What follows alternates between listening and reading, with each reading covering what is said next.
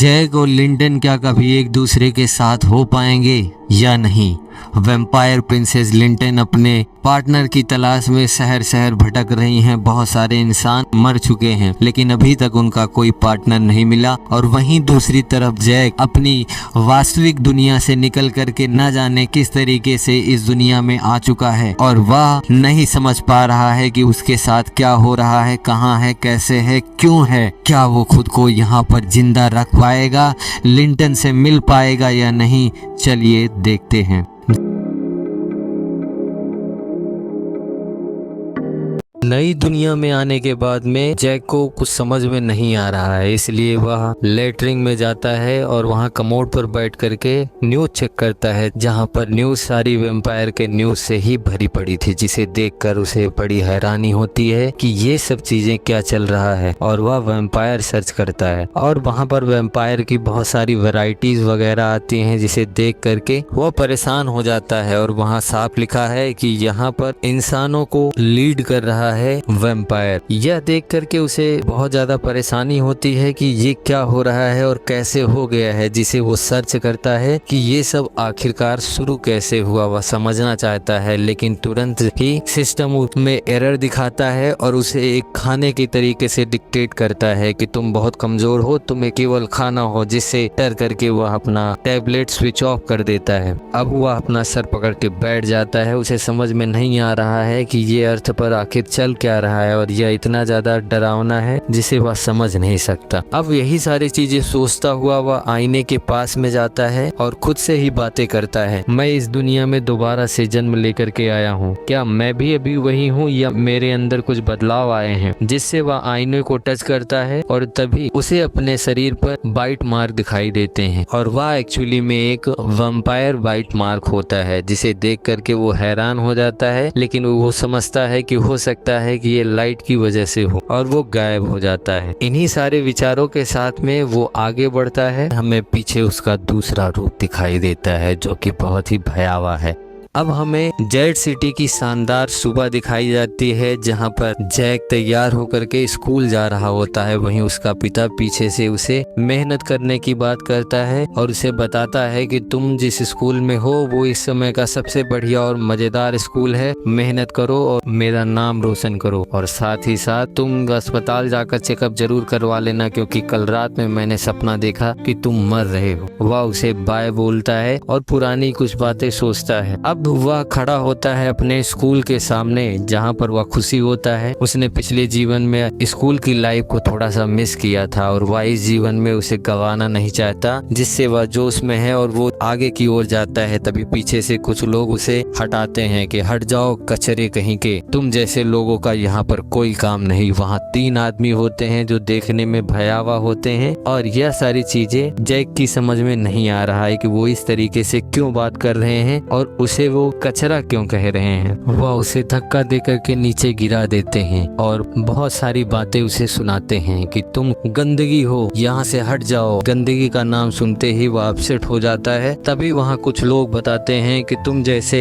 लो class आदमी को यहाँ से दूर रहना चाहिए और तुम यहाँ से तुरंत छोड़ करके चले जाओ। और तभी वह लो क्लास के बारे में सुनता है तो उसे याद आता है कि हाँ, उसने कुछ जरूर देखा था और वह अपना आईडी कार्ड निकालता है और वो जेनेटिक क्लास सी में होता है। और तभी कुछ लोग उसे पीछे से धक्का दे करके वहां से निकालने की कोशिश करते हैं, जिससे वह गुस्सा होता है और उनसे लड़ाई करने ही वाला होता है कि तभी पीछे से आवाज आती है जैकरी वोल्ड। और वह जब पीछे देखता है तो वहाँ एक लड़का होता है और वह उसे संभालता है और कहता है कि जल्दी करो, यहाँ से निकलो। अब वह लड़के को देखता है तो उसे याद आता है कि यह तो कॉलिन वीकर्स है। अब वह अपनी पुरानी जिंदगी को सोचता है तो उसे याद आता है कि उस जिंदगी में मैं बहुत ही लीचड़ लड़का था, केवल लड़ाई झगड़ा और दोस्तों के साथ हवाबाजी में था। लेकिन कॉलिन एक अच्छा और पढ़ाई में बहुत तेज लड़का हुआ करता था। मेरे बाल अजीब थे, मेरी हरकतें अजीब थे। चूंकि मैं ताकतवर था इसीलिए लोग मुझे सम्मान देते थे। लेकिन जब एक बार मुझे पैसे की जरूरत पड़ी तो मैंने अकेले में खुद को पीटा और अपने दोस्तों से पैसे के लिए कहा, लेकिन वो सारे के सारे मुकर गए। और उस समय कॉलिन ही था जिसने मेरी मदद की। अब उसको सारी बातें याद में आ रही थी। अब जैसे ही उसे वो सारी बातें याद आ जाती है, वह उसे गले से लगाता है और कहता है कि दोस्त, मैंने तुम्हें बहुत मिस किया, चलो अब यहाँ से चलते हैं और थोड़ी सी बातें वगैरह करते हैं। अब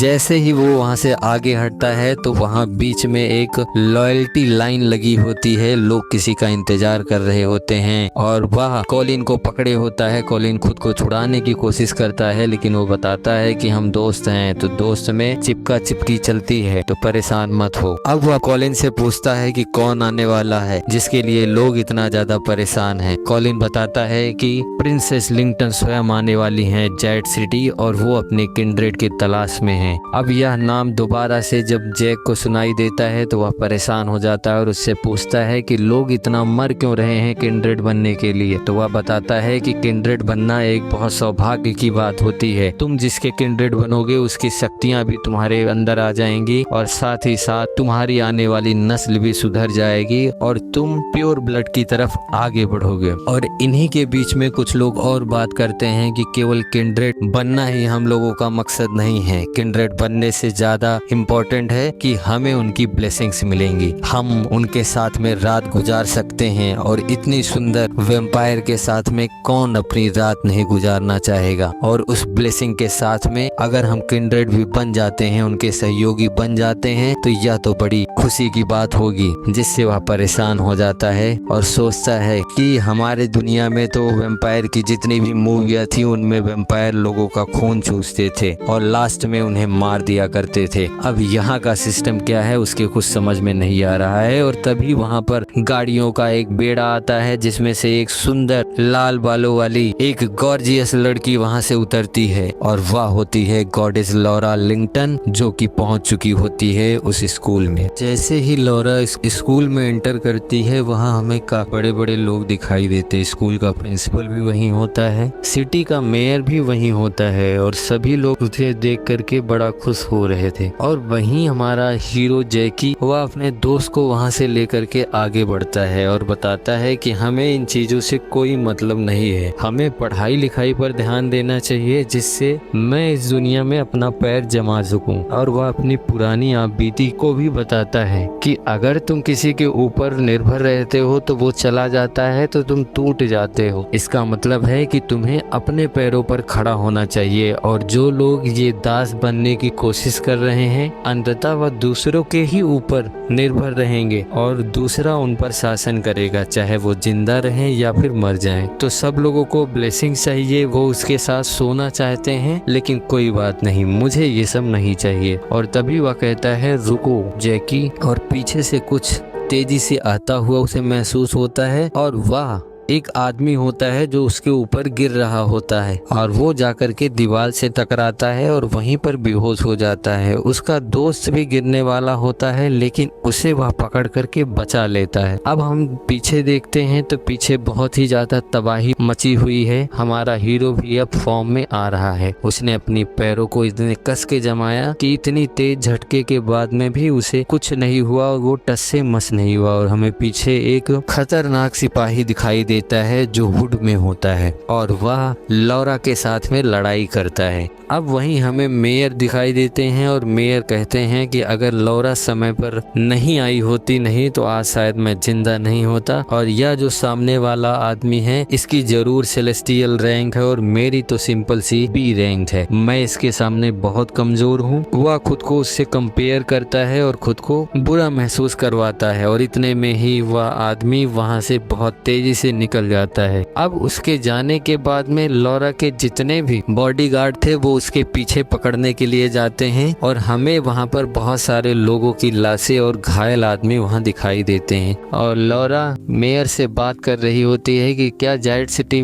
की सुरक्षा यही है, कोई लोगों को परेशान करे, मार के चला जाए और वो आसानी से निकल जाता है, इस तरीके की है तुम्हारी सुरक्षा? मेयर बताता है कि मैडम शहर में होने वाला है एक प्रोग्राम जिसके लिए बहुत सारे लोग वहाँ गए हैं और यहाँ इसीलिए नहीं आए क्योंकि दुनिया की सबसे ताकतवर गॉडेस यहाँ है, तो वहाँ उन लोगों का क्या काम है, जिससे वह खुश हो जाती है। और उसी बीच में हमें जैड और उसका दोस्त जाता हुआ दिखाई देता है, जिसे देख करके लॉरा खुश हो जाती है और वह उसमें अपना इंटरेस्ट दिखाती है कि यह तो बच गया। तभी पीछे से शुरुआत में दिखाई दिया वह लड़का आता है और वह कहता है कि मिस लिंगटन, मैं आपका दास बनने के लिए तैयार हूँ और मुझे आपका दास बनना है। और इतने में और आसपास में पड़े लोग वो चिल्लाने लगते हैं कि मुझे भी आपका दास बनना है, और जिससे कुछ लोग ये भी बताते हैं कि आपका ऑटोग्राफ भी हमारे पास में है। जिससे लॉरा उनसे पूछती है कि तुम्हें क्या लगता है कि ये क्या चीजें हैं। तो कुछ लोग उसमें से ज्ञानी पुरुष होते हैं जो सारी चीजों को एकदम डिटेल से बताते हैं कि हमारी जेनेटिक के हिसाब से हमारी 5 क्लासेस रखी गई हैं और जो सबसे ऊपर होता है वो वैम्पायर बनने के सबसे ज्यादा करीब होता है। लेकिन वहीं लॉरा बताती है कि तुम्हें ये सारी चीजें तो पता है, लेकिन ये केवल काम करता है आम वैम्पायर के लिए। प्योर ब्लड जैसे मैं हूँ, मेरे लिए कोई मायने नहीं रखता कि तुम कौन सी क्लास के हो, तुम्हारा जेनेटिक लेवल क्या है, तो भूल जाओ ये सारी बातें। और उसके बाद में कुछ और लड़के होते हैं जो उनसे कहते हैं कि मैम, मैं आपका दास बनना चाहता हूँ, जिससे वह उन्हें निगलेक्ट करती है कि तुम सारे के सारे लोग कचरा हो और मुझे कचरे की कोई जरूरत नहीं है। जिससे एक लड़का परेशान होता है और वह कहता है कि अगर आप मुझे कचरा समझती हैं तो मेरे जीने का कोई मतलब नहीं है, और खुद को मारने लगता है। और जैसे ही मारने वाला होता है, जैक उसे रोकता है और कहता है तुम पगला गए हो, तुम किसी का दास नहीं बन सकते तो क्या हुआ, तुम जाओ अपना काम धाम करो, कुछ ग्रोसरी शॉप वगैरह खोलो, यहाँ इसी से जिंदगी थोड़ी चलनी है। जिससे वह आदमी गुस्सा हो जाता है और वह उसे मारने के लिए दौड़ता है और वह खुद को डिफेंड करता है, वह हट जाता है, जिससे वह आदमी नीचे गिर जाता है। अब यह सब देख करके लॉरा के मन में भी रोमांच उत्पन्न होता है और वह उसके पास जाती है, उसके होंठों पर लगे हुए खून को अपनी उंगली से पोंछती है और उसे चाटती हुए कहती है कि इसका टेस्ट तो बहुत बढ़िया है, आज तुम मेरे आवास पर रात में आओ, देखते हैं कि आगे क्या होता है। और यही कहते हुए वह आगे चली जाती है और जैसे ही आगे जाती है वह मुड़ती है और कहती है कि जितने भी लोग खड़े हैं वो सारे के सारे मेरे इस मुहिम में भाग लेने के लिए क्वालिफाइड हैं और वो आज रात मेरे आवास पर आ सकते हैं। जिससे बाकी लोग खुश हो जाते हैं, लेकिन जैक बहुत ज्यादा दुखी हो जाता है।